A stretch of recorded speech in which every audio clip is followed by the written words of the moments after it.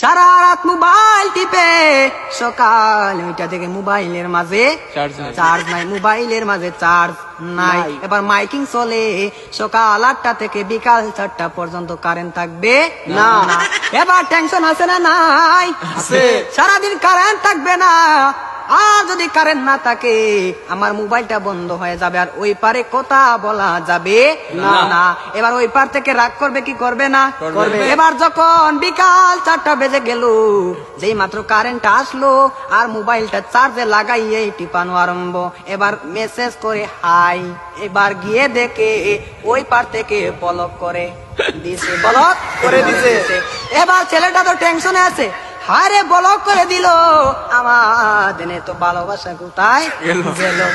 এবার 2 দিন পরে ব্লকটা খুললো, 2 দিন পরে ব্লকটা খুললো। এই 2 দিনের মাঝে ছেলেটার আরেকটা হয়ে গেছে, আরেকটা হয়ে গেছে। এবার মেয়েটা বলে তোমার সাথে আমি পালিয়ে যাব, আমাদের বাড়িতে মানবে না, চলো আমরা পালিয়ে যাই। আমি রাগ করেছিলাম, আমার রাগ তুমি কেন ভাঙ্গাও না? আর ছেলেটা রাগ কি ভাঙ্গাবে, এই 2 দিনের মাঝে আর একটা কপালের মাঝে জুইটা গেছে।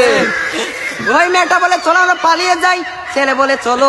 এবার ছেলেটা মনে মনে ভাবে তোমার একটা শিক্ষা দিতে হবে। এবার মেয়েটা সকালে স্টেশনের মাঝে গাড়ি গুটি লইয়া রেডি। এবার ছেলেটা তো আসে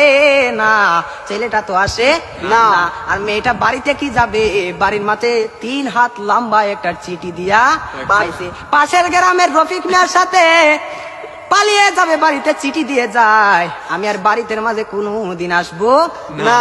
তার নয় কার না, আমি আর কোনোদিন বাড়ির মাঝে আসবো না। আমি চলে গেলাম পাশের গ্রামের রফিক মিয়ার সাথে। এবার রফিক মিয়া তো আর আসে না, এবার 1 ঘন্টা চলে যায়, 2 ঘন্টা চলে যায়, ছেলেটার মোবাইলও বন্ধ।